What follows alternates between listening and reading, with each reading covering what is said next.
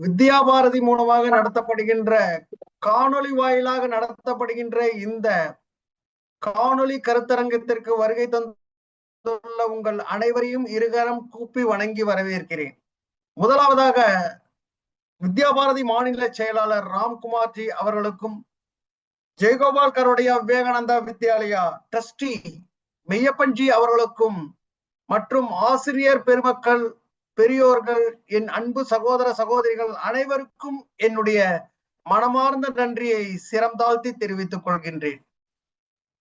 வித்யாபாரதியின் தாய் வீடாக இருக்கின்ற ராஷ்டிரிய சுயம் சேவக சங்கத்தின் 100வது ஆண்டு விழாவை மிக சிறப்பாக கொண்டாடி கொண்டிருக்கின்றோம். இந்த 100வது ஆண்டுல சுயம் சேவக சகோதரர்களுக்கு என்ன மாதிரியான செயல் விளக்கம் கொடுத்திருக்காங்க, என்ன மாதிரியான குறிப்பு கொடுத்திருக்காங்க அப்படின்னு சொன்னோம்னா, போன வருஷம் பெரியவங்கெல்லாம் சேர்ந்து 5 விஷயம் நமக்கு கொடுத்திருக்காங்க. பஞ்ச பரிவர்த்தன் அப்படின்னு சொல்லக்கூடிய அந்த அற்புதமான 5 அமுதத்தை கொடுத்திருக்காங்க. அது முதலாவதாக நம்ம அதை நடைமுறைப்படுத்தணும். போன வருஷத்திலிருந்து நடைமுறைப்படுத்தணும். அதுக்கப்புறம் அதை மக்களுக்கு எடுத்துட்டு போகணும் அப்படின்ற மாதிரி ஒரு குறிப்பை கொடுத்திருக்காங்க. பொதுவா சங்கத்துல ஒரு குறிப்பு கொடுத்தா அத நம்ம ஆரம்பத்திலே இருந்து அதை செயல்முறைப்படுத்தி அதன்படி வழி நடத்தக்கூடிய ஒரு பண்பை கொடுத்தவர்கள் சுயம் சேவக சகோதரர்கள். அதனாலதான் இப்ப வரக்கூடிய இந்த காலகட்டத்துல நம்ம அதை உணர்ந்து, அதுல இருந்து கிடைக்கக்கூடிய பலனை உணர்ந்து, அதற்கப்புறம் மக்கள் கிட்ட எடுத்துட்டு போற இந்த விஷயத்த சொல்லியிருக்கோம். போன வருஷம் விஜயதசமி விழாவில் நம்முடைய ஸ்ரீ ஸ்ரீ சங்கராச்சாரியார் அவர்கள் சொன்ன ஒரு விஷயம் மிக அற்புதமான விஷயம். இது பஞ்ச பரிவர்த்தன் இல்ல, பஞ்சாமிர்தம். இது வாழ்க்கையில முழுமையா எல்லாரும் கடைபிடிச்சிட்டாங்கன்னு சொன்னா பெரிய அளவுல மாற்றங்கள் வரும். சனாதன தர்மம் சொல்றோம், அதுக்காக வேதத்தை படிக்கணும்ன்றது இல்ல. அன்றாட வாழ்க்கையில நடக்கக்கூடிய சில விஷயங்களை நம்ம முழுமையா கடைபிடிச்சாலே நம்மளதுல பெரிய அளவுல மாற்றங்கள் வரும். நம்முடைய மோடிஜி அவர்கள் கண்ட கனவு 2047 உலகின் குருவா பாரதம் விளங்கணும் அப்படின்னு சொல்லும் போது, இத மாதிரி நம்ம ஒவ்வொருத்தரும் இந்த மாதிரியான விஷயத்தெல்லாம், வரக்கூடிய விஷயத்த நம்ம முழுமையா அறிஞ்சு முழுமையா செயல்பட்டோம்னு சொன்னா நிச்சயம் பாரத தேசம் அதுக்கு முன்னாடியே உலகின் குருவா மாறும். இதுல எல்லளவும் ஐயம் இல்லை. இது சாதாரணமா நம்முடைய நடைமுறையில வரக்கூடிய விஷயங்கள், சாதாரணமா அன்றாட வாழ்க்கையில வரக்கூடிய சில விஷயங்களை பின்பற்றினாலே நிச்சயமா பெரிய அளவுல மாற்றம் வரும். இதை நான் உணர்ந்து சொல்லறேன். என்னுடைய மாணவர்கள் மத்தியில இதை நல்லபடியா எடுத்துட்டு போனதுனால அதனால என்ன மாதிரியான மாற்றங்கள் வந்தது அப்படின்ற அளவுக்கு எனக்கு தெரிஞ்ச வரையில், நான் பெரிய அறிவாளிகள்லாம் சொல்ல முடியாது, எனக்கு தெரிந்த வரையில், எனக்கு என்னுடைய அறிவுக்கு தெரிந்த வரையில் சில விஷயங்களை உங்களிடம் பகிர்ந்து கொள்ளலாம் என்று ஆசைப்படுகின்றேன். முதலாவதாக சாமாஜிக் சமரசத்தா. சாமாஜிக் சமரசத்தா என்னன்னு சொன்னா சமுதாய நல்லிணக்கம் அப்படின்னு சொன்னா, அப்படின்னா என்ன அப்படின்னு சொன்னா, பொதுவா நம்ம எல்லாருமே கார்ல போவோம், ஆட்டோல போவோம், பஸ்ல போவோம். ஆனா அப்படி போகும்போது நம்ம கூட இருக்கக்கூடிய அந்த ஓட்டுநர் அவர்கிட்ட நம்ம சொல்றோமா, ஏன்பா நீ சாப்பிட்டியா, நீ உன்னோட பேர் என்ன, எத்தனை குழந்தைங்க உனக்கு, குடும்பம் எங்க இருக்கு, எத்தனை வருஷமா நம்ம ஓட்டிட்டு இருக்கோம் இப்படின்னு அந்த டிரைவரை பார்த்து நம்ம கேட்கிறோமா? 4 மணி நேரம் 5 மணி நேரம் அழகா பின்னாடி உட்காந்து அருமையா ஓய்வு எடுத்துட்டு போக வேண்டிய இடத்துக்கு போக்குவரத்தில் இடைஞ்சல் இல்லாம ஒரு ஸ்பீட் பிரேக்லயோ மற்றபடி எந்த இடத்துலயும் உங்களுக்கு எந்த விதமான அசௌகரியம் கொடுக்காம நல்லபடியா கொடுத்து கொண்டு போய் சேரக்கூடிய அந்த டிரைவருக்கு நம்ம இறங்கின உடனே நல்லபடியா ஓட்டினோமா, வா என் கூட உட்காந்து சாப்பிடு, என்கிட்ட உட்காந்து சாப்பிடு வா அப்படின்னு நம்ம அந்த டிரைவரை நம்ம கூப்பிடுறோமா? இல்ல ஓய்வு எடுத்துக்கோ இன்னும் 1 மணி நேரம் ஆகும் அப்படின்னு நம்ம சொல்றோமா? அப்படின்னு நம்ம சொல்லணும். ஏன்னா அவங்களும் நம்மள மாதிரி தானே, அவங்களும் நம்மள மாதிரியான மனுஷங்கள் தானே. இந்த மாதிரி மாற்றத்தை நம்ம கொண்டு வரலாம் இல்லையா? இது மாதிரியான மாற்றத்தை கொண்டு வரணும். எங்களுடைய பள்ளிக்கூடம் KCJ விவேகானந்தா வித்யாலயில எல்லாருமா சேர்ந்து இப்ப உங்க கூட சேர்ந்து பேசின லதா அம்மா அவங்க எல்லாருமா சேர்ந்து ஒரு முடிவு எடுத்தோம். பொதுவா என்ன பண்ணுவோம், திங்கட்கிழமை ஆனா கொடியேற்றுவோம். அப்ப என்ன பண்ணுவோம், எங்களுடைய அருகில இருக்கக்கூடிய பெரிய மனிதர்களை கூப்பிட்டு அவங்களை வச்சு கொடியேற்ற சொல்லுவோம். ஏன்னா பரிச்சயமாகும், ஒருத்தர் பரிச்சயமாகும். அந்த மாதிரியான ஒரு சூழ்நிலையில திங்கட்கிழமை அன்னைக்கு எங்களோட தெரு 12 தெருக்கள் இருக்கு. அந்த 12 தெருக்கள்ல இருக்கக்கூடிய 5 தூய்மை பணியாளர்கள், அந்த 5 தூய்மை பணியாளர்களை வர சொன்னோம். அவங்களோட சேர்ந்து உணவு உட்கொண்டோம்.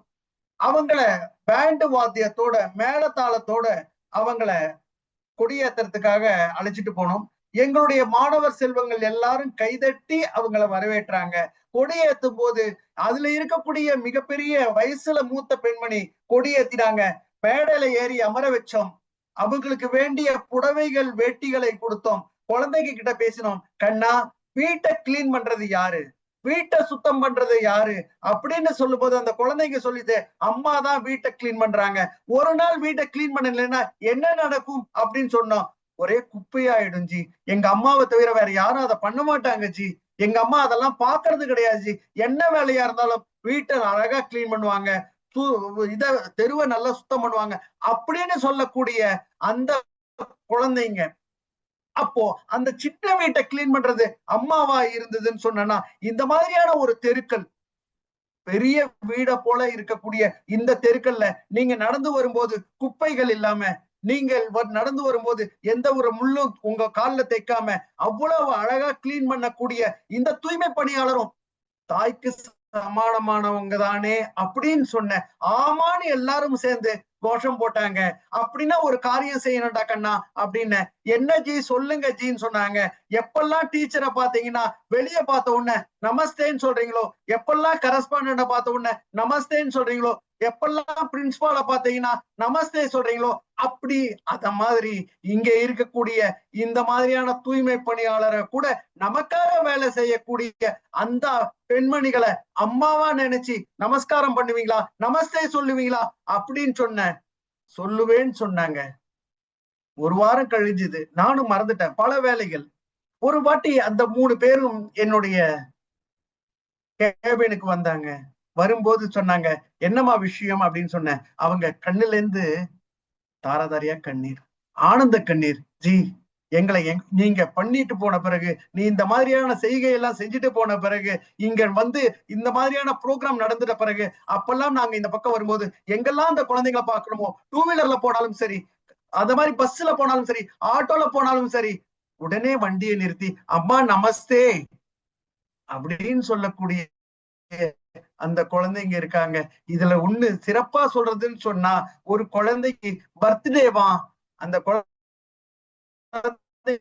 டிஃபன் பாக்ஸ் நிறைய சக்கரை பொங்கலை கொடுத்து தெருன்னு கூட பார்க்கலாம, அம்மா எனக்கு பர்த்டே, எங்களுக்கு ஆசீர்வாதம் பண்ணுங்கன்னு எங்க காலை தொட்டு நமஸ்காரம் பண்ண வச்சாங்க. ஆசீர்வாதம் கொடுக்க சொன்னாங்க. எங்களுக்கு பணம் காசு கிடைச்சது, எங்களுக்கு பொருள் கிடைச்சது, ஆனா நீங்க தான் எங்களுக்கு மனுஷனா அந்த மாதிரியான அங்கீகாரம் கிடைச்சது. இது ஒரு பெரிய விஷயமா இருந்தது. கொஞ்ச நாள் கழிச்சது. அப்போ எங்களுடைய ஆசிரியரும் எங்களுடைய மாணவர் செல்வங்களுக்கும் உணவு சாப்பாடு ஏற்பாடா இருந்தது. அப்போ 10வது படிக்கக்கூடிய சில குழந்தைங்க வந்தாங்க. அவங்க வந்தாங்க, ஜி நம்ம எல்லாம் சாப்பிடுறோமே, அவங்களையும் கூப்பிட்டு வச்சு சாப்பாடு போடலாமா அப்படின்னா, தாராளமா போடுறாக்கண்ணா, தாராளமா போடு அப்படின்னு சொன்னோம். உட்கார வச்சாங்க. அவங்க கூட உட்கார்றதுக்கு போட்டிகள் நடந்தது. அம்மா நான் உங்களோட உட்காருவேன், குழந்தைங்க பரிமாறணும்னாங்க. அம்மா உங்களுக்கு என்ன வேணும், அம்மா உங்களுக்கு என்ன செய்யணும், திக்கு முக்காடி போயிட்டாங்க. இதுதாங்க நமக்கு வேண்டியது. எந்த தொழில் வேணா செய்யட்டும். அந்த காலத்தில் இருக்கக்கூடிய ஆங்கில ஜாதியால பிரிச்சான், மொழியால பிரிச்சான், உணவால பிரிச்சான், நிறத்தால பிரிச்சான், எல்லாம் பிரிச்சான். நம்ம எல்லாரையும் ஒன்னா சேர்க்கணும். யாருக்காவது ஒரு நாள் ஒருத்தருக்கு கீழே விழுந்துட்டான், அடிபட்டுடுத்து அப்படின்னு சொன்னா யார் தூக்கிட்டு போறான், எந்த ஜாதின்றது தெரியாதுங்க. அங்க போய் நமக்கு பிளட் கொடுக்குறானே, அவன் எந்த ஜாதின்றது தெரியாதுங்க. அவன் என்ன மொழி பேசுறான், என்ன வேலை பார்க்கறான் தெரியாதுங்க. இதெல்லாம் நம்ம தெரியணும், இதெல்லாம் நம்ம தெரிஞ்சுக்கணும், இத மாதிரியான ஒரு செயல் நமக்கு தெரியணும். இந்த குழந்தைங்க சின்ன வயசு 5வது 6வது படிக்கக்கூடிய வயசுல இருக்கக்கூடிய அவங்களோட மனசுல அந்த தூய்மை பணியாளர்கள் அம்மான்ற அந்த கான்செப்ட் அவளுக்கு வந்துருதுன்னு சொன்னா கடைசி காலம் வரையும் அவன் எங்கெல்லாம் அந்த மாதிரியான தூய்மை பணியாளரை பார்க்கணும், எங்கெல்லாம் இத மாதிரி வேலை செய்யறாங்களோ அவங்கள பார்த்தும் போது அவனுக்கு தாயோட ஸ்வரூபம் தெரியும். எரிக்கிற மயானம், குடிக்கிற தண்ணீர், கும்பிடுற கடவுள் எல்லாருக்கும் பொதுவா இருக்கணும், எல்லாருக்கும் பொதுவா இருக்கணும். அதனாலதான் நம்மளுடைய இடத்துல பாடும்போது கூட நம்மளுடைய பாட்டு ஒண்ணு உண்டு, 1000 ஜாதிகள் நம்மில் உண்டு ஆனால் நாம் ஒன்று, மாநிலம் பலவாய் பிரிந்திருந்தாலும் மக்கள் நாம் ஒன்று, வழிபடு தெய்வம் பலவானாலும் அனைவருமே ஒன்று, பாரத தாயை பணிந்து வணங்கும் வீரமைந்தர் நாம், அர்ப்பணமாவோம் அவன் தாழினிலே தூய மலர்கள் நாம். அத மாதிரியான ஒரு ஷாக்கால இத மாதிரியான சொல்லி கொடுக்கறது நம்மளுடைய வாழ்க்கையில சாதாரணமா நடக்கக்கூடிய விஷயம். நம்ம தெருக்குல்ல யாராவது தூய்மை பணியாளர்கள் வந்தான்னா, அம்மா வாங்க மோர் சாப்பிடுறீங்களா, அம்மா வாங்க டிஃபன் சாப்பிட்டீங்களா, எங்க வீட்டுல டிஃபன் இருக்கு வாங்கம்மா உட்காருங்க, நம்ம இடத்துல பூஜை பண்றோமா வாங்க உட்காருங்க, அவங்களுக்கு ரவிக்க கொடுத்து உட்கார வச்சு அத மாதிரி எல்லாம் நம்ம பண்ணணும். இத மாதிரியான விஷயங்கள் நம்ம எடுத்துட்டு போனோம் அப்படின்றதுக்காக சாமாஜிக் சமரசத்தா, சமுதாய நல்லிணக்கம், அடுத்தது குடும்ப பிரபோதன், குடும்ப நல மேம்பாட்டு திட்டம். எங்களுடைய பள்ளிக்கூடத்துல பசங்களை எல்லாம் உட்கார வச்சு எனக்கு ஒரு ஆசை, ஜாயிண்ட் ஃபேமிலினா எத்தனை பேர் இருக்காங்கன்னு பாக்கணும்னு கேட்டேன். ஜாயிண்ட் ஃபேமிலினா யார்ப்பா அப்படின்னு கேட்டேன். எல்லாரும் அப்படியே மௌனமா இருந்தாங்க. ஒரே ஒரு பையன் மட்டும் எழுந்து ஜி நாங்க ஜாயிண்ட் ஃபேமிலி தான் அப்படின்னு சொன்னான். எனக்கு ரொம்ப சந்தோஷமா இருந்தது. ஆகா ஜாயிண்ட் ஃபேமிலின்னு சொன்னானே, கண்ணா எழுந்துரு அப்படின்னு சொன்னேன். எல்லாரையும் கைதட்ட சொன்னேன், எல்லாரும் கை தட்டினாங்க ஜாயிண்ட் ஃபேமிலின்னு உடனே. அப்புறம் கேட்டேன், கண்ணா சொல்றான் யார் யாரெல்லாம் இருக்காங்க அப்படின்னு கேட்டேன். அந்த குழந்தை சொன்னது, ஜி எங்க வீட்டுல நானு, எங்க அம்மா, எங்க அப்பா, என்னுடைய தங்க, இதுதாங்க ஜாயிண்ட் ஃபேமிலின்னு சொல்லக்கூடிய இந்த மாதிரியான நிலைமை இப்ப வந்திருக்கு. வீட்டுக்கு வந்த உடனே இந்த மொபைல் நம்பர், இது என்னுடைய புது மொபைலுங்க, இது என்னுடைய புது காருங்க, இது புதுசா வாங்கின 2 வீலருங்கன்னு நம்ம சொல்ல உயிரற்ற ஒரு பொருளை நம்ம இன்ட்ரோடியூஸ் பண்றோம். ஆனா உயிருள்ள எல்லாரையும் நம்ம மறந்துட்டோம். இதுதான் உண்மையும் கூட. இப்ப இருக்கக்கூடிய காலகட்டம் அத மாதிரியான சூழலை வந்துடுத்து. முன்னாடி எல்லாரும் ஒன்னா இருந்தாங்க, எல்லாரும் வீட்டை தேடி வந்திருந்தாங்க, எல்லாரும் அந்த இடத்துல எந்த இடத்துலயும் காடு போட்டுட்டு வருவாங்க. சில சமயம் காடு கூட வராது. அங்க இருக்கக்கூடிய எல்லாரும் ஆண்மகன் எல்லாம் இங்க உட்காந்து பேசிட்டு இருப்பாங்க, பெண்மகள் எல்லாம் உள்ள போய் உட்காந்துட்டு அவங்க சமையல் பண்ணுவாங்க, எல்லாருமா சேர்ந்து சமையல் பண்ணுவாங்க, எல்லாரும் சேர்ந்து உட்காருவாங்க. பணம் வெளியே இருந்தது, கொஞ்சமா பணம் உள்ள இருந்தது, பணம் வெளியே இருந்தது, பணம் உள்ள வந்தது, பணத்துக்கு அடிமையானோம், உறவுகள் வெளியே போயிடுது. உறவுகளை சொல்லி கொடுக்கறதுக்கு ஆள் இல்ல, ஏன்னா பாட்டி தாத்தா இல்ல. இப்ப ரீசெண்டா அட்மிஷன் நடக்கும் போது கிட்டத்தட்ட 10 குழந்தைங்க வந்தாங்க, எல்கேஜி குழந்தைங்க. 5 குழந்தைங்களோட அவங்களோட சூட்டிகையை பார்த்தேன். உடனே கேட்டேன், இவங்க யாரோட இருக்காங்க? பாட்டி தாத்தாவோட இருக்காங்க. அந்த பாட்டி தாத்தாவோட இருக்கக்கூடிய குழந்தைங்க அவ்வளவு சூட்டிகையா இருக்கு. ஆனா பாட்டி தாத்தாவை பாரமா நினைக்கக்கூடிய சமூகமா இப்ப நம்மளது மாறிட்டு இருக்கு. வேதனையான சமாச்சாரம். குழந்தைகளுக்கு நம்ம சொல்லி கொடுக்காம யாருங்க சொல்லி தருவாங்க? ஒரு வாட்டி ஆனாலும், அப்பா பார் பெரியப்பா இருந்தாரே, அப்பா உங்க அப்பா கஷ்டப்படும் போது உங்க பெரியப்பா தாண்டா எனக்கு ஹெல்ப் பண்ணினாரு, அப்பா உடம்பு சரியில்லாத போது உங்க பெரியப்பா தாண்டா எனக்கு தோல் மேல தோல் கொடுத்து கை கொடுத்து என்னை தூக்கி விட்டாங்கடா, பார் சித்தப்பா இருந்தாரே, சின்ன குழந்தையா இருந்தானே, அப்பத்துல இருந்து நான் அவனை வளர்க்கறேன்டா, அதனாலதானே சித்தப்பா இவ்வளவு பாசமா இருக்காரு அப்படின்னு சொல்லக்கூடிய அந்த குழந்தைங்களுக்கு நம்ம சொல்லி கொடுக்காம யாருங்க சொல்லி தருவாங்க? எப்ப கிராமத்துக்கு அழைச்சிட்டு போனோமா, கண்ணா இந்த கோவிலை பாத்தியா, இந்த கோவில் யார் தெரியுமா கட்டினது? உன்னுடைய தாத்தா கட்டினதுரா. இந்த மாதிரி இந்த பள்ளிக்கூடத்துல 3000 பேர் படிக்கிறாங்களே, இந்த 3000 பேர் படிக்கக்கூடிய இந்த பள்ளிக்கூடத்தை யார் தெரியுமா கட்டினது? தாத்தாவோட தாத்தா கட்டினதுரா. இதோ இங்க இருக்காங்களே, இங்க வாழ்ந்துட்டு இருக்காங்களே, இவங்களுக்கெல்லாம் நிலம் கொடுத்ததெல்லாம் உங்க அம்மாவோட தாத்தாடா அப்படின்னு சொல்லி அந்த குழந்தைகளுக்கு நம்மளுடைய குலப்பெருமையை சொல்லி தரணுங்க. விவேகானந்தர் சொல்றார், சமுதாயத்துல குலப்பெருமை தெரியாம அந்த குழந்தைங்க வளர்ந்ததுன்னு சொன்னா அந்த குலமே அழிந்து போகும்னு சொல்றாரு.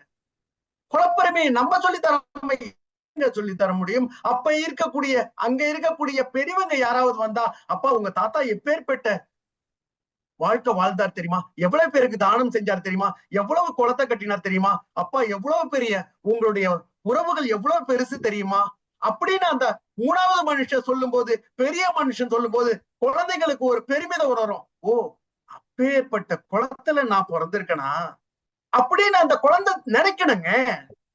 அந்த காலத்துல எல்லாம் 10 நாள் ஊர்வலம், 10 நாள் தேர் திருவிழா இருந்தது. ஒரு நாள் கருட வாகனம்னு சொன்னா, ஒரு நாள் ரிஷப வாகனம்னு சொன்னா, அந்த இடத்துல 10 தெருக்கள் இருந்தது. ஒரு தெரு அக்ரகார தெருவா இருந்தது, ஒரு தெரு செட்டியார் தெருவா இருந்தது, ஒரு தெரு முதலியார் தெருவா இருந்தது, ஒரு தெரு கவுண்டர் தெருவா இருந்தது.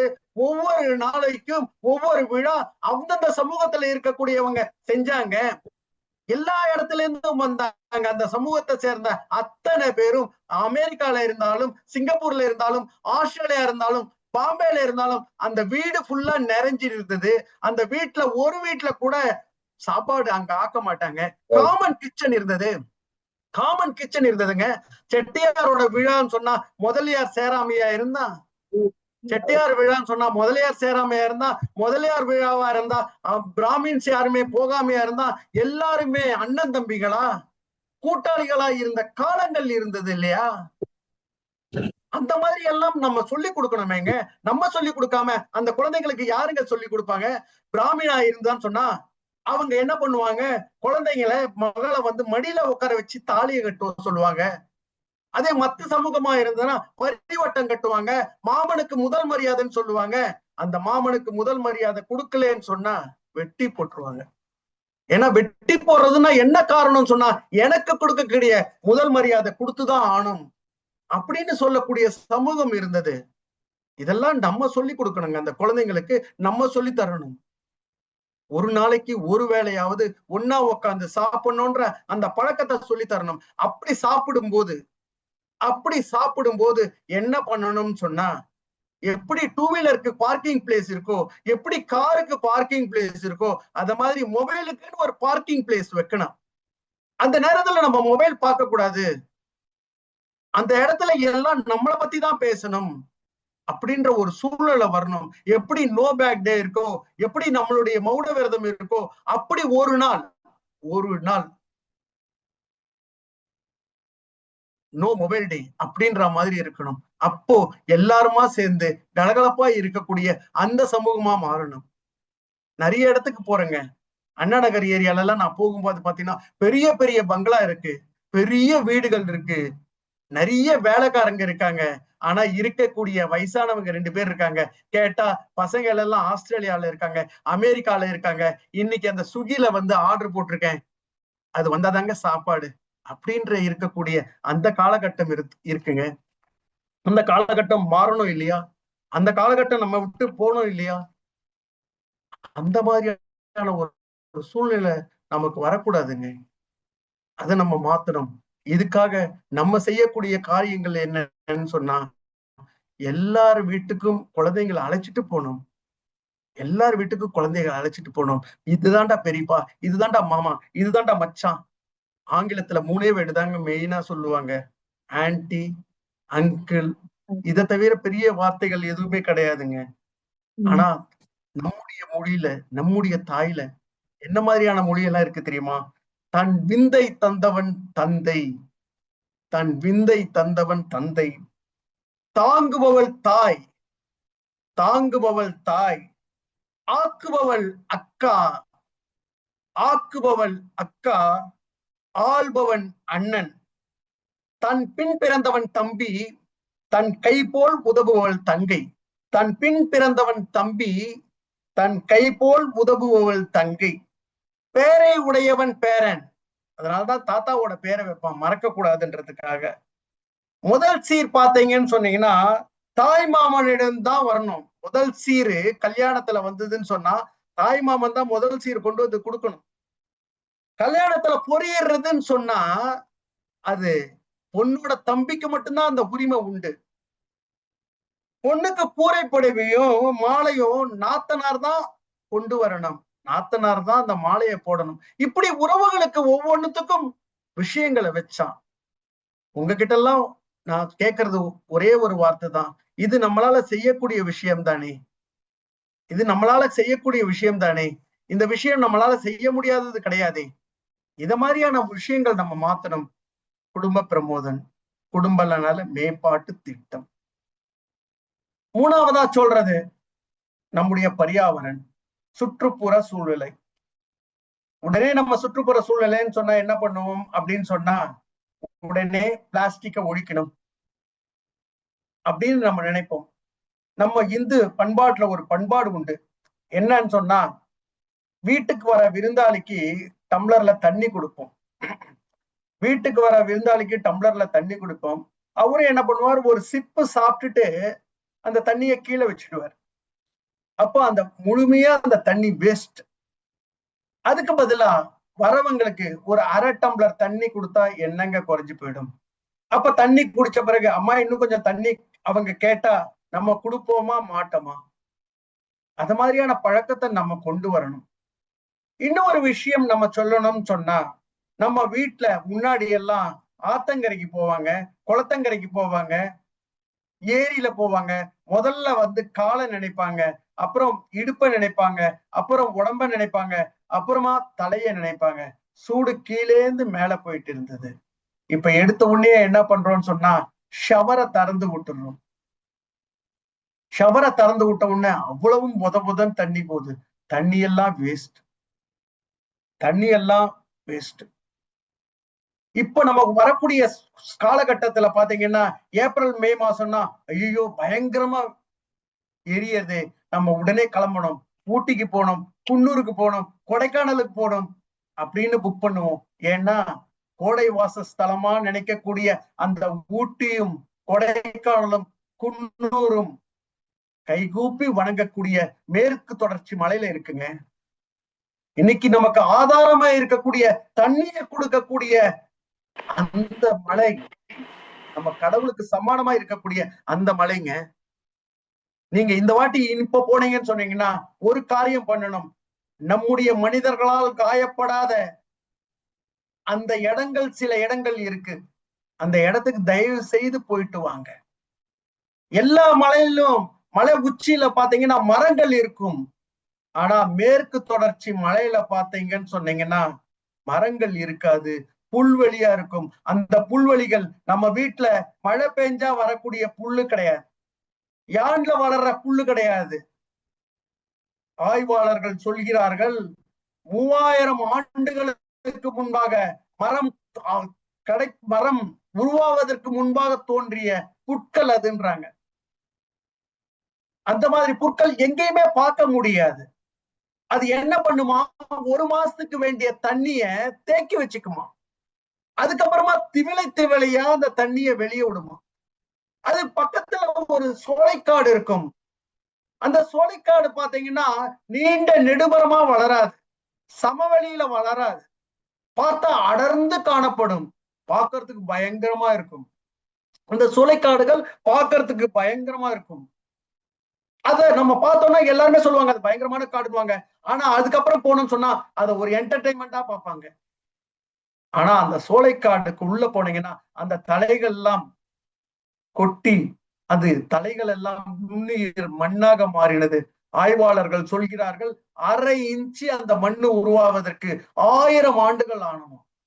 அது பாத்தீங்கன்னா மெத்த போல இருக்கும், அது பாத்தீங்கன்னா மெத்த போல இருக்கும். அது எவ்வளவு மழை பெஞ்சாலும் சரி 15 நாள் 20 நாள் முழுமையா மழை பெஞ்சா கூட அத்தனை தண்ணியும் உள்வாங்கி கொள்ளும். மண் சரிவு ஏற்படாது, வெள்ளப்பெருக்கு ஏற்படாது. அந்த மண்ணுல அது என்ன பண்ணும், அதுல இருக்கக்கூடிய 5% மட்டும்தான் அதுல இருக்கக்கூடிய 5% மட்டும்தான் அந்த சோலை மரங்கள் எடுத்துக்கொள்ளுமா. மீதி இருக்கிற மரங்கள் எல்லாம் அப்படியே உள்ள அடங்கி அடங்கி அது ஊத்துக்களாக மாறி பாறைகள் நடுவிலே நிறைய ஊற்றுக்களை உண்டாக்கி 15 ஓடைகள் சேர்ந்தால் ஒரு சிற்றாறு, ஒரு 50 சிற்றாறுகள் சேர்ந்தால் இருக்கக்கூடிய காவிரி, தாமிரபரணி அப்படின்ற ஆத்துக்கு தண்ணியை கொண்டு வரக்கூடிய, இப்ப சொல்லுங்க அது கோடை வாசஸ்தலமா? அந்த மேற்கு தொடர்ச்சி மலை இறைவனால் கொடுக்கப்பட்ட மிகப்பெரிய வரங்க. நம்ம குழந்தைங்களுக்கு பெரிய பெரிய வீடு கட்டி தரோம், பெரிய இடத்துல படிப்பை சொல்லி தரோம், அவனுக்கு வேண்டிய எல்லாத்தையும் தேவையானது அத்தனையும் சொல்லி தரோம், தேவையான அத்தனையும் கொடுக்கிறோம். ஆனா ஒண்ணு மட்டும் கொடுக்கறதுக்கு நம்ம மறந்துடுறோங்க. எதிர்காலத்துல தண்ணி அது ரொம்ப முக்கியம் இல்லையா? அதை நம்ம காப்பாத்தணும் இல்லையா? இனிமேல் நீங்க அங்க போகும்போது எப்பனா போனீங்கன்னா, ஊட்டியோ குன்னூரோ போகும்போது அந்த சமவெளியை பார்த்தா அத அந்த மண்ணை தொட்டு வணங்கணும். இறைவன் கொடுத்த அந்த வரப்பிரசாதத்தை இனிமேலானாலும் காப்பாத்துறதுக்கான முயற்சிகள் நம்ம செய்யணும். இன்னொரு விஷயம், ஹோட்டலுக்கு போறோம், கல்யாண வீட்டுக்கு பாத்தீங்கன்னு சொன்னீங்கன்னா, கல்யாண வீட்டுல பாத்தீங்கன்னா எல்லாரும் சொல்றது என்னன்னு சொன்னா, பெரிய பெரிய கல்யாணத்துல எல்லாம் பாத்தீங்கன்னா ஒரு 50 பேர் நிப்பாங்க. நீங்க இலையில உட்கார்றீங்க உட்காரல, அவங்கள பத்தி கவலை இல்லை. உடனே ஸ்டார்ட்னு சொன்னா 50 பேர் 50 பதார்த்தத்தை கொண்டு வந்து இலையில பரிமாறுறாங்க. உங்களுக்கு பிடிச்சிருக்கா பிடிக்கலையா அத பத்தி அவங்களுக்கு கவலை கிடையாது. இலை ஃபுல்லா பரிமாறி வைக்கிறாங்க. எவ்வளவு வேஸ்ட், எவ்வளவு வேஸ்ட்! கிட்டத்தட்ட 55% வேஸ்ட் ஆகுறாங்க. பக்கத்துல ஒருத்தர் உட்காந்து சாப்பிட்டு இருக்காங்க, கொஞ்சம் கொஞ்சம் சாப்பிட்டாங்க, மீதி மழை போல குவிச்சு வைக்கிறாங்க. நான் கேட்டேன், என்னங்க இப்படி மழை பெய்ய? ஏங்க இவ்வளவு சாப்பாடு கொடுத்துருக்காங்களே, டேஸ்ட் பண்றதுக்காக கொடுத்துருக்காங்க, அது டேஸ்ட் பண்ணிட்டேன், அவ்வளவு குவிச்சு வச்சிருக்கேன், அத்தனையும் வேஸ்ட்டுங்க. எவ்வளவு வேஸ்ட்! எங்களுடைய பள்ளிக்கூடத்தின் சார்பா கிட்டத்தட்ட 12 இடத்துல கிராமத்துல எல்லாம் சம்ஸ்கார் கேந்திரம் சொல்லக்கூடிய இலவச படிப்பை சொல்லி தரோங்க. கிராமப்புறத்துல பேருந்து வசதி கூட இல்லாத அந்த இடத்துல இருளர் சமுதாயம், பட்டியல் எடுத்த சமுதாயம், மீனவ சமுதாயம், பொருளாதாரத்துல மிக மிக பின்தங்கிய சமுதாயம், அப்பங்காரன் குடிகாரன் அம்மா 100 நாள் வேலை திட்டத்துக்கு போறாங்க. அவங்க வீட்டுல எல்லாம் பாத்தீங்கன்னா நம்முடைய சூரியனே டார்ச் லைட் மாதிரி உள்ளுக்குள்ள வெளிச்சத்தை கொடுக்கறது, அவங்களுக்கு லைட்டே தேவையில்லை. 10வது படிக்கக்கூடிய குழந்தை 6வது படிக்கக்கூடிய அளவுல இருக்கான். நம்ம ஏதாவது ஒரு பிஸ்கெட்டோ ஏதோ ஒண்ணு வாங்கிட்டு போனோம்னா அவன் பறந்து பறந்து சாப்பிட்றத பாத்தீங்கன்னா கண்ணுல இருந்து தண்ணி வருங்க. ஒரு சாப்பாட்டை நம்ம கூட கொண்டு வந்து கொடுத்து அவனோட நம்ம உட்காந்து சாப்பிட்டோம்னு சொன்னா ஒரு பெருக்க கூட வேஸ்ட் பண்ணாம சாப்பிடுறான். அன்னபூர்ணேஸ்வரரா பாக்குறான். ஒரு பக்கம் சாப்பாட்டுக்காக இயங்கக்கூடிய ஒரு குழந்தைகள் நம்ம கிட்ட இருக்கோம், ஒரு பக்கம் மழை போல குவிச்சு அதை எல்லாத்தையும் குப்பை தொட்டில வீசக்கூடிய அந்த மாதிரியான ஒரு இடம் பாக்குறோம். இதுல முன்னாடி ஆனாலும் இலையெல்லாம் சுருட்டி வச்சு பசுமாட்டுக்கு போட்டுட்டு இருந்தாங்க. இப்ப இலையோட சேர்ந்து பேப்பர்ல எல்லாத்தையும் சுருட்டி, அதுவும் போறாதுன்னு சொல்லிட்டு கருப்பு பிளாஸ்டிக்ல போட்டு அதையும் முக்கி அதை தூக்கி கொண்டு போய் போடுறான். இதை நம்மளால மாத்த முடியாதா?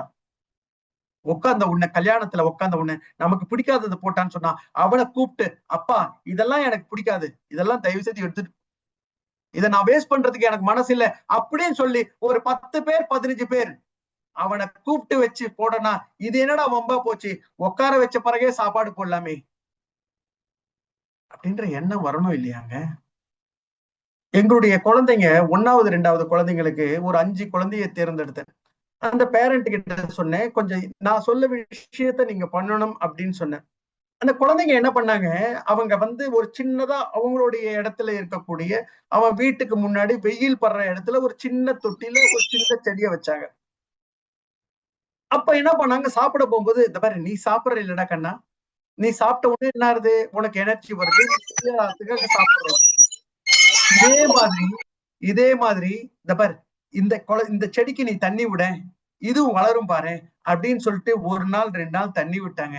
1 வாரம் கழிச்சு சின்னதா இலை வந்தது. பத்தியா, நீ தண்ணி விட்டல, நீ சாப்பாடு மாதிரி அந்த தண்ணியை போட்டே, நீ உனக்கு சாப்பாடு எப்படியோ அந்த தண்ணி தான் அதுக்கு சாப்பாடு. இந்த மாதிரி நீ சாப்பிட்ட, நீ போட்ட உடனே அந்த இலை வளர்ந்தது பத்தியா அப்படின்னு அந்த குழந்தைக்கு சொல்லி கொடுத்தா. உடனே சாப்பிட போகும்போது மறந்துட்டாங்கன்னு சொன்னா, அம்மா அம்மா செடிக்கு சாப்பாடு போடலையே, நாய்க்கு சாப்பாடு போடுறோம், பூனைக்கு சாப்பாடு போடுறோம், செடிக்கு சாப்பாடு போடணுமேம்மா, வாம்மா சாப்பாடு போட்டுட்டு போடலாம். அம்மா சனி ஞாயிறு நம்ம வெளியே போறோமே, அந்த செடிக்கு யாருமா சாப்பாடு போடுவாங்க? இல்லடா கண்ணா, கீழே இருக்கிறவங்க சாப்பாடு போட சொல்லி வந்திருக்கேன்டா கண்ணா. ஒரு மாசம் கழிச்சுது, சின்னதா ஒரு பூ பூத்துது. சின்னதா ஒரு பூ பூத்துது. அந்த பூவை பறிக்கும் போது, அம்மாமா பூவை பறிக்காதம்மா, செடிக்கு வெளிக்கும் இல்லையா அப்படின்னு சொல்லுது. அப்ப சொன்னா, இல்லடா கண்ணா, நீ அதுக்கு தண்ணி கொடுத்த இல்ல, நீ அதுக்கு சாப்பாடு போட்ட இல்ல, அதனால உனக்கு பரிசா இந்த பூவை கொடுத்துருக்கு, இதை கொண்டு போய் சாமி கிட்ட வை. அப்போ அதுக்கும் அந்த செடிக்கும் ஒரு உறவு முறை வந்ததுங்க. அந்த குழந்தை அந்த செடியை பார்த்து நான் போயிட்டு வரேன்னு சொல்லும் போது, அந்த செடி அசைஞ்சு அசைஞ்சு கொடுக்கும் போது அவனுக்குள்ள ஒரு பெரிய ஆனந்தம் கிடைச்சதுங்க. இத மாதிரி ஆனந்தம் கிடைக்கும் போது பெரியவனான உடனே ஏதாவது ஒரு மரத்தை வெட்டுறதுக்கு அவன் அலோவ் பண்ணுவானா? அவன் அதோட பேசக்கூடிய சந்தர்ப்பம் வந்தது இல்ல. இயற்கையை நம்ம வளர்க்காம யாருங்க வளர்க்க முடியும்? இவங்களுக்கு எல்லாம் நம்ம சொல்லிக் கொடுக்காம யாருக்கு சொல்லிக் கொடுக்க முடியும்? இந்த மாதிரியான ஒரு முயற்சிகள் நம்ம செய்யணும். உணவுகள் வேஸ்ட் ஆகக்கூடாதுங்க. அன்னபூர்ணேஸ்வரி ஒவ்வொரு இடத்துலயும் சாப்பாட்டுக்கு கஷ்டப்படுறாங்க, ஒவ்வொரு இடத்துலயும் சாப்பாடு அவ்வளவு வேஸ்ட் பண்றாங்க. இதெல்லாம் நம்ம தடுக்கணும் அப்படின்றதுக்காக பரியாவரன், சுற்றுப்புற சூழ்நிலை. அதுக்கப்புறம் ஸ்வா, தன்னை அறிதல், தனதை அறிதல். நம்ம எல்லாம் ஒரு வாட்டி டீ கடைக்கு போனேன், அவங்க கிட்ட ஒரு டீ கொடுப்பான்னு. அவன் உடனே கேட்டான், ஸ்ட்ராங்கா லைட்டான்னா, கப்புலியா கிளாஸ்லயான்னா, சுகரா வித்தவுட் சுகரான்னா. அதுக்கப்புறம் எல்லாத்தையும் சொன்ன உடனே டிஜிட்டல் வேர்ட்லயும் வந்தான். சார் கேஷா ஜிபேவா அப்படின்னா, ஸ்கேன் பண்றீங்களா சார்னா. இதுல எங்கெங்க தமிழ் இருக்கு? தமிழே யாருமே பேசுறது கிடையாதுங்க. நான் சொல்றது தாய்மொழி தமிழ். சரளமா பேசுறதுக்கு நிறைய பேருக்கு தெரியலைங்க. ஆங்கிலேயர் எப்பயோ விட்டுட்டு போயிட்டான். ஆனா அந்த அடிமையோட இங்கிலீஷ நம்ம இப்பயும் வச்சுட்டு இருக்கோம். தமிழ் பாஷையை நம்ம மறந்து போயிட்டோம். அதனால வீட்டுல இருக்கும்போது தாய் பாஷை தமிழா இருந்தா தமிழ்ல தான் பேசணும், தெலுங்கா இருந்தா தெலுங்குல தான் பேசணும். மாநில மொழி, நம்முடைய மாநில மொழி தமிழா இருந்தா தமிழ் கத்துக்குங்க. வீட்டுல தெலுங்கு பேசுறவங்களா இருந்தா தெலுங்குல தான் பேசணும். அப்பதாங்க நம்ம சொல்ல முடியும். நம்ம மொழி மேல ஒரு பெரிய பெருமிதம் இருக்கணுங்க. நம்ம மொழினா எவ்வளவு பெரிய மொழி அப்படின்ற அந்த பெருமிதம் நமக்கு இல்லைன்னா அப்புறம் அந்த மொழியை அழிஞ்சு போயிடாதா? இதை நம்ம சொல்லி தரணும். அதே மாதிரி ஸ்வபூஷா, உடைகள். அந்த காலத்துல இருக்கக்கூடிய ஆங்கிலேயர் வரும்போது அவனோட இடத்துல பாத்தீங்கன்னா 10 மாசம் குளிர்காலம். அவன் அதனால என்ன பண்ணான், கோட்டு சூட்டும் போட்டுட்டான். இப்ப அடிக்கிற வெயிலுக்கு கோட்டு சூட்டு போட்டா என்னத்துக்கு ஆகும்? நம்ம கட்டுறது எல்லாமே காட்டன் தானே. ஆனா நம்மளோட காட்டன் கட்டும் போது நமக்கே ஒரு மாதிரி ஒரு ஷையா இருக்கு. வேஷ்டி கட்டிட்டு போனா என்னடா இது வேஷ்டி கட்டிட்டு போறான், நெத்தியில திலகம் இட்டுட்டு போனா என்ன திலகம் எல்லாம் இட்டுட்டு வரான். குழந்தைங்க பாத்தீங்கன்னா தேட வேண்டியதா இருக்கு. குழந்தைங்களோட நெத்தியில பாத்தீங்கன்னா தேட வேண்டியதா இருக்கு, எங்க இருக்குன்னு தேட வேண்டியதா இருக்கு. சோ நம்மளுடைய பழக்க வழக்கங்கள் அந்த குழந்தைங்களுக்கு நம்ம சொல்லி கொடுக்காம யாருங்க சொல்லி கொடுக்கணும்? இப்படித்தான் போகணும் அப்படின்னு அந்த குழந்தைங்களுக்கு நம்ம சொல்லி தரணுமா வேண்டாமா? இப்படித்தான் இருக்கணும் அப்படின்னு நம்ம இருந்து காட்ட வேண்டாமா? நம்ம வேஷ்டி கட்டுறதுலயும் நம்ம கதை சட்டை போறதுலயும் என்னங்க தப்பு இருக்கு? இதெல்லாம் நமக்கு தெரியாம நம்முடைய பழக்க வழக்கங்கள் எல்லாத்தையும் மறந்து போறதுன்றது அவ்வளவு நல்ல விஷயங்கள் கிடையாது இல்லையா? சுதேசி, நம்முடைய வாவு சிதம்பரனார், அவர் ஒரு வாட்டி மீட்டிங் போயிட்டு வந்துட்டு இருக்கார். அன்னைக்கு அவனுடைய மகன் உலகநாதனுக்கு பிறந்த நாள். மனைவி அவங்களுக்கு ஒரு பட்டு சட்டை போட்டிருக்காங்க. வவுசிய பார்த்த உடனே அவருக்கு கணவரை பார்த்த உடனே பயம். உடனே சொல்றாங்க, இது சீமப்பட்டுங்க அப்படின்னு சொல்றாங்க. திருப்பியும் அவங்க எதனா அப்படி முறைச்சு பாக்குறாரு, இது சீமப்பட்டு இல்லைங்க, சீனப்பட்டு தான். அவர் உடனே அதை கிழிக்கிறார். பக்கத்துல இருக்கக்கூடிய விளக்குல கொண்டு போய் அதை அப்படியே எரிக்கிறார். என்னங்க இன்னைக்கு குழந்தைக்கு பர்த்டேங்க, பிறந்த நாளுங்க, அந்த நாள்ல நீங்க போய் எரிக்கிறீங்களே அப்படின்னு சொல்லும் போது அவர் சொல்றாரு, அந்நிய நாட்டு துணிகளுக்கு வைக்க வேண்டிய வேட்டு என்னுடைய வீட்டிலிருந்து தொடங்கட்டும்ன்றார். உடனே அவர் தான் நீராவி கப்பலை கொண்டு வர்றார். எப்பேற்பட்ட மனுஷன்! அவர் நினைச்சிருந்தாருன்னா இப்ப இருக்கக்கூடிய தூத்துக்குடி நகரத்தையே விலைக்கு வாங்கியிருக்க முடியும். ஆனா கடைசி காலத்துல பெரம்பூர் பக்கத்துல மண்ணெண்ணெய் வியாபாரம் பண்ணி அவர் இறந்து போறார். நம்முடைய பொருளை நம்மளே உபயோகிக்கலைன்னு சொன்னா அதுல என்னங்க அர்த்தம் இருக்கு? முன்னாடி அந்த காலத்துல எல்லாம் கரியும் உப்பையும் போட்டு பல்ல தேய்ச்சிட்டு இருந்தான். உடனே எல்லாம் ஏளனமா சிரிச்சான், அடா பாவி கரியும் உப்பையும் போட்டு சேர்க்கிறியே அப்படின்னா. இப்ப சொல்றான் கோல்கேட்ல அவனோட விளம்பரத்துல, உங்களுடைய பற்பொடியில் கரியும் உப்பும் இருக்கா? உடனே அதை போய் வாங்கிட்டு வரோம். ஆகா அழகா சொன்னான் பாருங்க, அதை எடுத்து பல்ல தேய்க்கிறோம். வேப்பங்குச்சியில பல்ல தேய்ச்சிட்டு இருந்தான். உடனே சொன்னோம், என்னது வேப்பங்குச்சியில எல்லாம் பல்லு தேய்க்கிறான்னா, நீம் ஸ்டிக்னு சொல்லிட்டு சூப்பர் மார்க்கெட்ல வைக்கிறான். ஏன் நம்மளுடைய நாட்டு பொருளை, நம்மளுடைய பொருள் நம்ம உபயோகப்படுத்த கூடாதா? எங்களுடைய சச்சங்க சாலக் சொல்றார், வெளிநாட்டு பொருட்களைத்தான் நீ வச்சு உன்னுடைய குடும்பம் நடத்தணும்னு சொன்னா கொஞ்ச நாள்ல அந்த வெளிநாட்டு பொருளே யூஸ் பண்ணாம உன்னால குடும்பம் நடத்துறதுக்கான முயற்சிகள் நீ செய்யின்னு சொல்றான். இது சுதேசி, சுவாவலம்பி. உடனே 1 லட்சம் ரூபாய் சம்பளம் கொடுக்குறான், 2 லட்சம் ரூபாய் சம்பளம் கொடுக்குறான். ஒர்க் ஃப்ரம் ஹோம் 10 மணி நேரம்ன்றது 14 மணி நேரம் ஒர்க் வாங்குறான். ஆனா உங்களுக்கு கொடுக்கக்கூடிய உங்களுடைய அறிவுத்திறனை வச்சு உங்களுக்கு 2 லட்சம் ரூபாய் கொடுக்குறான், அவன் 2 கோடி ரூபாய் சம்பாதிக்கிறான்.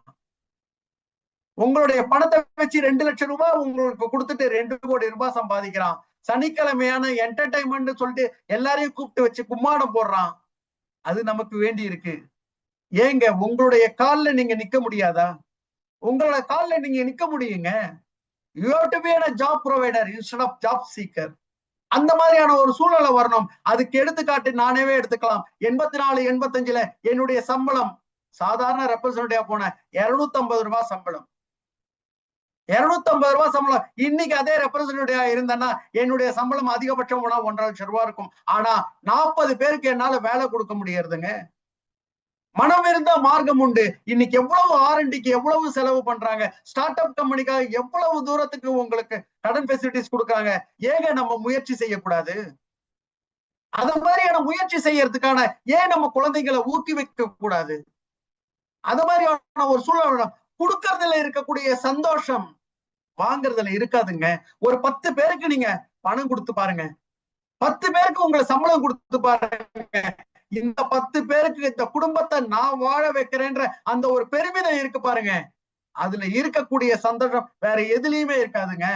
1 லட்சம் ரூபாய் என்னங்க, 10,000 ரூபாய்ல நான் ஆரம்பிக்கிறேன். வேர் இஸ் மை ட்ரெயின் உள்ள போய் பாருங்க. சாதாரணமா 4 இன்ஜினியர் சேர்ந்து ஆரம்பிச்ச அந்த வேர் இஸ் மை ட்ரெயின் கடைசியா 380 கோடிக்கு வித்துட்டு போனாங்க. சாதாரணமா ஆரம்பிச்சது வேர் இஸ் மை ட்ரெயின். உள்ளுக்குள்ள போய் கூகுள்ல போய் சர்ச் பண்ணா தெரியும். குழந்தைங்களை அத மாதிரியான ஊக்குவிக்கிறது நம்ம செய்யணும். சுவாவலம்பி. அடுத்தது மிக முக்கியமானது நாகரிக கர்த்தவ்யா, நல்ல குடிமக்களின் கடமை. அப்படின்னா என்ன அப்படின்னு சொன்னா, நான் ஓட்டு போடலைங்க, அவன் வந்துட்டான் அதுக்கு நான் காரணம் இல்லை, அவன் சட்டம் போட்டா நான் மதிக்கணும்ன்றது இல்லை அப்படின்றது கிடையாது. 10 பேர் இருக்காங்க, 6 பேர் ஓட்டு போட்டு ஒருத்த தலைவனை தேர்ந்தெடுத்தான்னு சொன்னா அந்த தலைவன் சொல்றதை நம்ம கேட்டுத்தான் ஆகணும். 2 வீலர்ல 2 பேர் தான் போகணும்னு சொன்னா 2 பேர் தான் போகணும். ஹெல்மெட் போட்டுட்டு போனோம்னு சொன்னா ஹெல்மெட் போட்டுட்டு தான் போகணும். இது நம்மளே சட்டத்தை போட்டு நம்மளே மதிக்கலன்னு சொன்னா வேற யாருங்க மதிப்பான்? இப்ப இருக்கக்கூடிய திருக்கோவிலூர் நீங்க பாத்தீங்கன்னா தெரியும், திருவண்ணாமலையில இருந்து விழுப்புரம் போற வழியில இருக்கும் திருக்கோவிலூர். இப்பயே பாத்தீங்கன்னா சின்ன ஸ்டேஷன். நான் சொல்றது 15 வருஷத்துக்கு முன்னாடி எங்களுடைய பிரச்சாரக்கு அந்த பக்கம் வரும்போது ஒரு 4 பேர் அவரை வழி அனுப்புறதுக்கு வரும்போது அவங்க எல்லாம் சொன்னாங்க, வந்தாங்க, அப்பா பிளாட்ஃபார்ம் டிக்கெட் வாங்கிட்டு வாங்க. உடனே சொன்னாங்க, என்னங்க ஜி இருக்கிறதே நம்ம மட்டும்தான், இதுக்கு போய் பிளாட்ஃபார்ம் டிக்கெட் வாங்கணும்னு நீங்க சொல்றீங்களே, இதுக்கு எதுக்குங்க பிளாட்ஃபார்ம் டிக்கெட்டு, வேணாம் ஜி போய் வாங்கிட்டு வா அப்படின்னு சொன்னாங்க. சுயம் சேவகர்கள் பிரச்சாரக்கு சொன்னா, பெரியவங்க சொன்னா கேட்கக்கூடிய பண்பு வளர்த்தவங்க நேர போனாங்க, பிளாட்ஃபார்ம் டிக்கெட்டு கொடுங்கன்னு சொன்னாங்க. உடனே அந்த டிக்கெட் கொடுக்குறவர் கேட்டாரு, அவர் சிரிச்சாரு, என்னப்பா இதுன்னாரு. இல்ல ஜி எங்களுடைய பிரச்சாரக் கேட்டுறார், நீங்க கொடுங்க அப்படின்னு வரும்போது சொல்றாங்க, ஜி அவங்க கூட சிரிக்கிறாங்க, அவங்க சிரிப்பாங்கப்பா, அவங்க சுயம் சேவகர்கள் கிடையாது, அவங்க RSS சேர்ந்தவங்க கிடையாது, நம்ம சட்டத்தை மதிச்சானும். பிளாட்ஃபார்ம் டிக்கெட் வாங்கணும்னா பிளாட்ஃபார்ம் டிக்கெட் வாங்கணும். தீனதயாள் உபாத்யா பிஜேபிய உருவாக்கினவர். ஒரு வாட்டி டெல்லியில இருந்து பஞ்சாப் போறார். அப்பெல்லாம் முன்னாடி அந்த காலகட்டத்துல இதற்கு ரேடியோக்கு லைசன்ஸ் இருக்கும். அந்த ரேடியோக்கு லைசன்ஸ் இருக்கும். 10 மணி 11 மணி வரையும், முதல் நாள் 11 மணி வரையும் அவர் அதை கேட்டுன்னு வர்றார். ரேடியோல நியூஸ் கேட்டுட்டு வர்றார். ஆஃப் பண்ணிடுறார். மறுநாள் காலையில அவர் சொல்றார், பக்கத்துல இருக்கிறவர்கிட்ட கேட்கிறார், அப்பா கொஞ்சம் ரேடியோவை கொடு, நியூஸ் கேட்டுட்டு போறேன் அப்படின்றார். என்ன சார், நேத்தி கேட்டீங்களே, நேத்தி ரேடியோ கேட்டதை நான் பார்த்தேனே அப்படின்னு சொல்லும்போது அவர் சொல்றார், நேத்தியோட அந்த லைசன்ஸ் முடிஞ்செடுத்து, இனிமேல் வரணும்னு சொன்னா நான் லைசன்ஸ் எடுத்த பிறகுதான் அந்த ரேடியோவை நான் கேட்பேன்.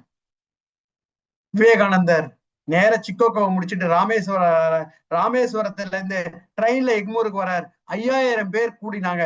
3000 பேர் உள்ள இருந்தாங்க, 2000 பேர் வெளியே இருந்தாங்க. 3000 பேருக்கு மட்டும்தான் பிளாட்ஃபார்ம் டிக்கெட் இருந்தது. 2000 பேருக்கு பிளாட்ஃபார்ம் டிக்கெட் இல்ல, வெளியே இருந்தாங்க. அந்த மாதிரியான சமுதாயத்துல இருந்தோம். இன்னும் ஒரு விஷயம் உங்களுக்கு சொல்லணும்னு சொன்னா,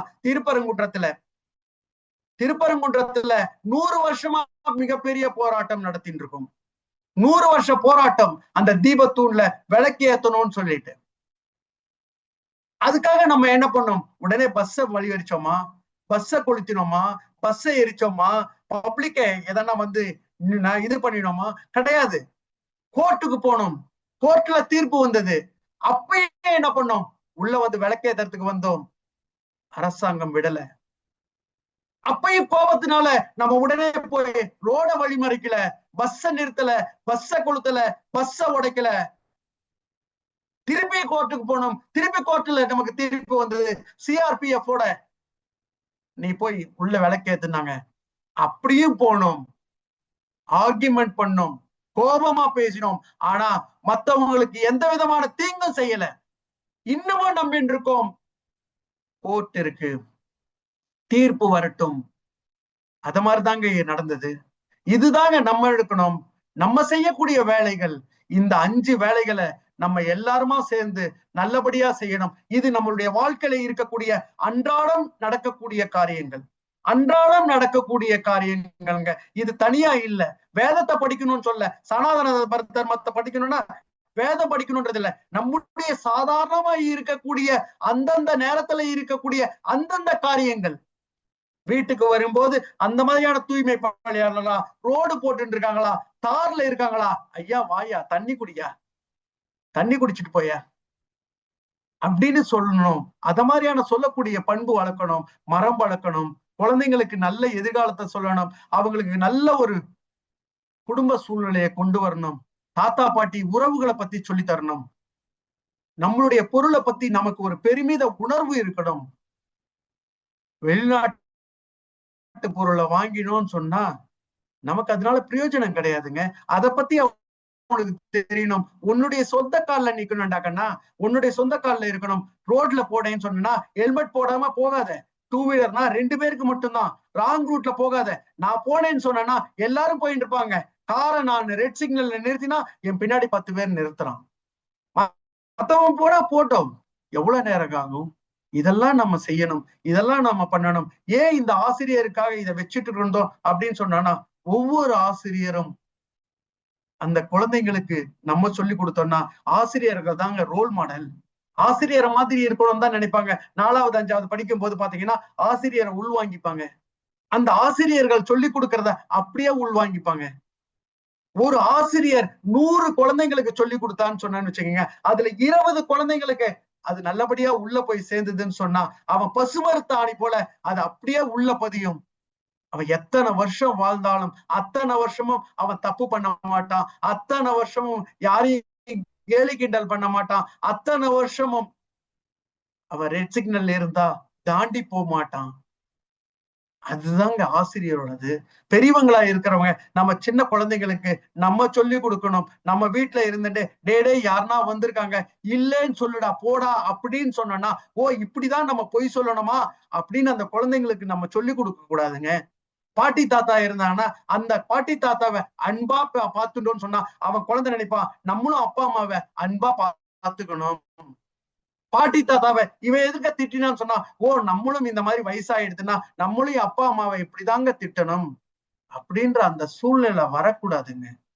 என் அன்பார்ந்த சகோதர சகோதரிகளே, ஆசிரியர் பெருமக்களே, என்னுடைய தாழ்மையான வேண்டுகோள், உங்களால முடியும் போது உங்களுடைய ஆசிரியர் பணின்றது கடவுள் கொடுத்த மிகப்பெரிய வரப்பிரசாதம். எத்தனையோ புண்ணியம் செஞ்சிருந்தாதான் மனுஷனாவே பிறக்க முடியும். எத்தனையோ புண்ணியம் செஞ்சிருந்தாதான் பாரத தேசத்திலேயே பிறக்க முடியும். அதை விட மிகப்பெரிய புண்ணியம் செஞ்சிருந்தாதான் ஆசிரியர் பணிக்கே வர முடியும். ஆசிரியர் பணின்றது அறப்பணி. உங்களால மாத்த முடியும். நல்ல ஒரு அருமையான சூழ்நிலையை உங்களால கொண்டு வர முடியும். என் அருமையான பெரியோர்களை, தயவு கூர்ந்து உங்களுக்கு தெரிஞ்ச அத்தனை பேருக்கும் இதை எடுத்துட்டு போகணும். நம்முடைய பாரத நாடு வல்லரசா வேண்டாங்க, உலகின் குருவா மாறணும். எல்லாருமே நம்ம எல்லாம் ஒண்ணு. அதனாலதான் என்ன பண்ணிருக்கோம், எல்லாரையும் நம்ம உள்ளத்துல இருக்கக்கூடிய கடவுளை பாக்குறோம். அதனாலதான் ராமனன்னு சொல்றோம், கிருஷ்ணன்னு பேர் வைக்கிறோம். யாருமே ஜீசஸ்ன்னு யாரும் பேர் வைக்க மாட்டாங்க, யாரும் அல்லான்னு பேர் வைக்க மாட்டாங்க. நம்ம எல்லா இடத்துலயும் இருக்கக்கூடிய உள்ளத்துல இருக்கக்கூடிய கடவுளை பார்க்கிறோம். அதனாலதான் ராமா, கிருஷ்ணா, சங்கரா அப்படின்னு பேரை சொல்லி கூப்பிடுறோம். கடவுளாவே பார்க்கிறோம்.